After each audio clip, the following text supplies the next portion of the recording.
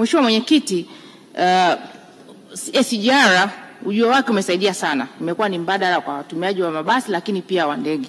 Lakini kumekuwa na haki na pokwa in a way kwa watumiaji wa SGR. Kwa mfano, ukikata tiketi ukapata dharura au kafika umechelewa, tiketi yako inakuwa imepotea kabisa. Sasa Mheshimiwa Mwenyekiti, nilikuwa naomba kwa sababu SGR iko hapo kwa wasaidia wa Tanzania na kwa kweli inasaidia kwenda Dar es Salaam mathalan unatumia masaa 3 au masaa 4.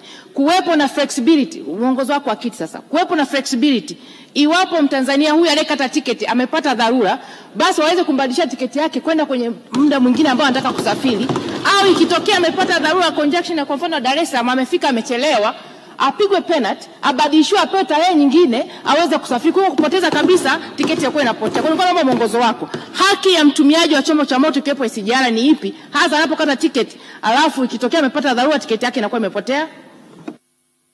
Mheshimiwa Esther, chombo cha moto au chombo cha usafiri? Chombo cha usafiri ikiwepo SGR, lakini swala la msingi kwa najielekeza hapo hapo chombo cha moto. Asante. Asante Mheshimiwa Esther Matiko. Serikali inaweza kuchukua commitment tafadhali. Mheshimiwa Naibu Waziri Uchukuzi. Mheshimiwa Mwenyekiti, naweza kumwomba Mheshimiwa mbunge arejee kama.